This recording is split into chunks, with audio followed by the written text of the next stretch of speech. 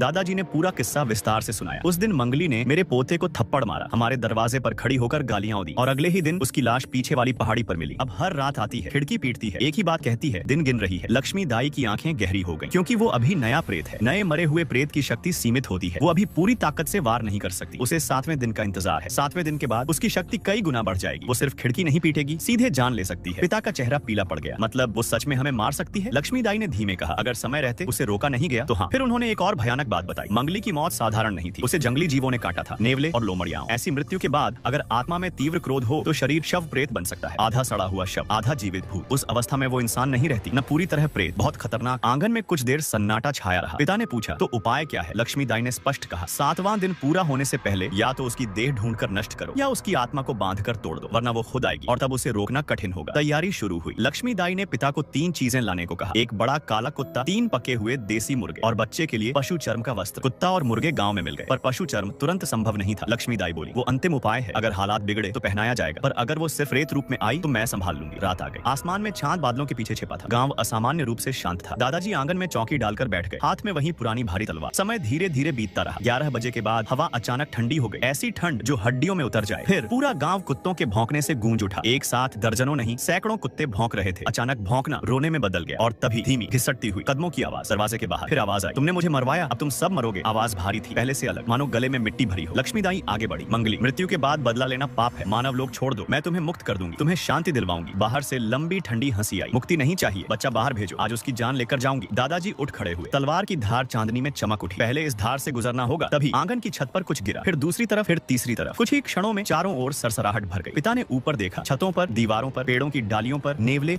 और लोमड़ियाओं बैठी थी। दर्जनों नहीं, सैकड़ों। उनकी आंखें अंधेरे में चमक रही थीं। अचानक जैसे किसी ने संकेत दिया हो, सब एक साथ मंगली की तरफ झपट पड़े। भयानक चीख गूंजी। उस रात आंगन में जो हुआ वो किसी ने सोचा भी नहीं था। अगले ही पल लक्ष्मी दाई का चेहरा बदल गया। उनकी शांत आंखें धीरे धीरे सुर्ख लाल हो उठी। जो पीले पीले जंगली प्राणी रामलाल की बहू पर टूट पड़े थे, लक्ष्मी दाई ने हाथ झटका और वे एक एक करके हवा में उछलकर दूर जा गिरे। दादा ने बिना देर किए अपना भारी गंडासा उठा लिया। पूरी ताकत से उन्होंने रामलाल की बहू के माथे पर वार किया। थन्नन आवाज ऐसी आई जैसे लोहे पर वार हुआ हो। गंडासा झनझना गया, लेकिन सिर पर खरोंच तक नहीं आई। दादा के हाथ सुन्न पड़ गए। यह देखकर लक्ष्मी दाई ने अपनी पीली कुल्हाड़ी उठाई और पूरी शक्ति से उसकी ओर फेंक दी। विष्णु भैया, आप अंदर जाइए, ये प्रेत बहुत प्रचंड है। तीनों बड़े मुर्गे अभी छोड़ दीजिए। दादा चिंतित थे, पर समझ गए कि देर करने का मतलब विनाश है। वो तुरंत अंदर भागे। उधर लक्ष्मी दाई के शरीर में अजीब परिवर्तन होने लगा। उनकी आंखें अब पूरी तरह रक्तिम थीं, जैसे कोई और शक्ति उनके भीतर उतर आई हो। वो ऊंची आवाज में बोली, तीनों पर्वतों के स्वामी साक्षी हैं। इस घर में देव शक्ति का वास है। दुष्ट प्रेत नागदेव यहाँ उपस्थित हैं, अब भी नहीं रुकेगा। उनकी लकड़ी की तलवार बिजली की तरह चलने लगी। हर वार के साथ उस शव प्रेत के शरीर से आग की हल्की लपट उठती। तभी दादा ने आंगन में तीनों बड़े मुर्गे छोड़ दिए। जैसे ही मुर्गों ने जमीन छुई, एक साथ जोरदार बांग दी। कुकड़ू-कू।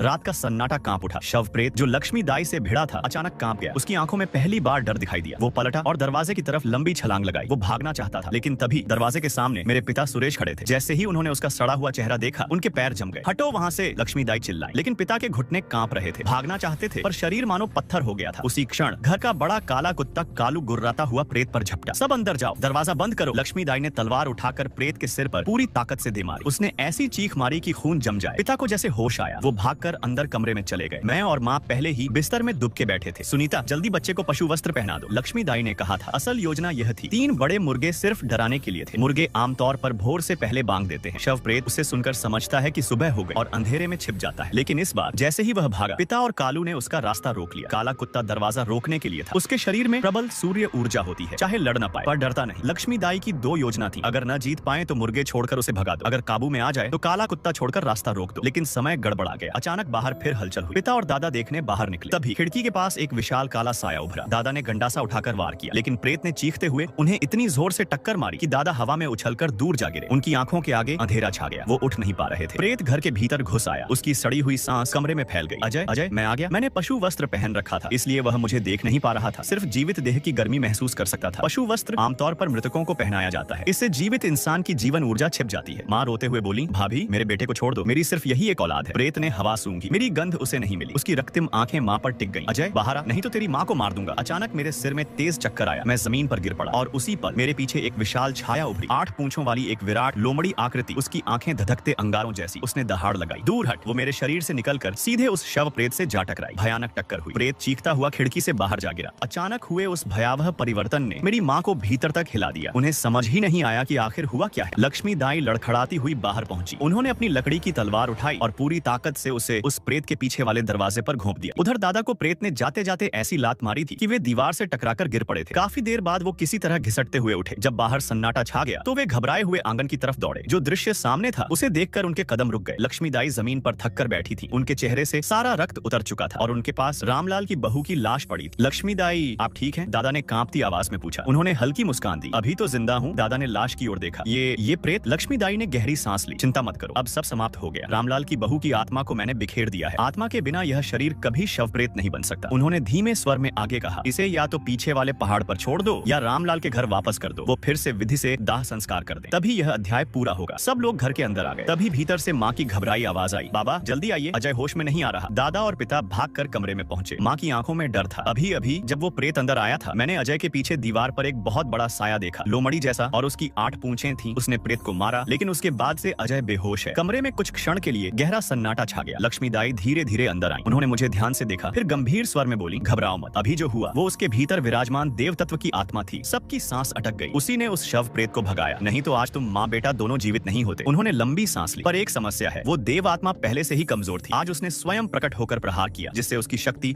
और क्षीण हो गई है। कुछ दिनों में अजय संभल जाएगा। ये सुनकर परिवार की जान में जान आई। उस रात के बाद पिता एक ठेला गाड़ी लेकर आए। रामलाल की बहू का शरीर उस पर रखकर पीछे पहाड़ी की ओर ले जाया गया। निर्णय हुआ कि सुबह रामलाल को खबर दे दी जाएगी, ताकि वह विधिपूर्वक अंतिम संस्कार कर सके। जब तक सब कार्य निपटे, आसमान में उजाला फैल चुका था। दादा ने एक बैलगाड़ी तैयार की। लक्ष्मीदाई को कस्बे के अस्पताल ले जाया गया। रास्ते भर दादा का मन भारी था। बहन, हमारा तुमसे कोई खून का रिश्ता नहीं, फिर भी तुमने हमारे लिए अपनी जान जोखिम में डाल दी। हम तुम्हारा आरण कैसे चुकाएंगे? लक्ष्मीदाई हल्के से मुस्कुराई। मैंने पहले ही कहा था, मुझे बदले में कुछ नहीं चाहिए। किसी देव शक्ति की सेवा करना कई जन्मों के पुण्य से मिलता है। फिर उनकी आवाज गंभीर हो गई। तुम्हारा पोता साधारण बच्चा नहीं है, उसे ऊपर वाले ने चुना है। उसका भविष्य महान हो सकता है। दादा की आंखों में आशा चमकी, लेकिन अगले ही पल पर उसकी जन्म कुंडली बहुत विचित्र है। उसका जीवन संघर्षों से भरा होगा। हर 3 साल में एक बड़ा संकट आएगा। दादा का चेहरा पीला पड़ गया। हर 3 साल? हाँ, या तो वो मरेगा या उसके कारण कोई और मरेगा। बैलगाड़ी की घंटी की आवाज सुनसान रास्ते में गूंज रही थी। लक्ष्मीदाई ने धीमे स्वर में कहा, सबसे बड़ा संकट उसके 9वें वर्ष में आएगा। अगर वो उस साल बच गया तो उसकी किस्मत बदल सकती है, पर अगर हार गया तो उसका जीवन वहीं समाप्त हो जाएगा। दादा की सांस रुक सी गई। 9 साल की उम्र में उसके 9वें जन्मदिन के दिन उसे घर से बाहर मत निकलने देना। याद रखना।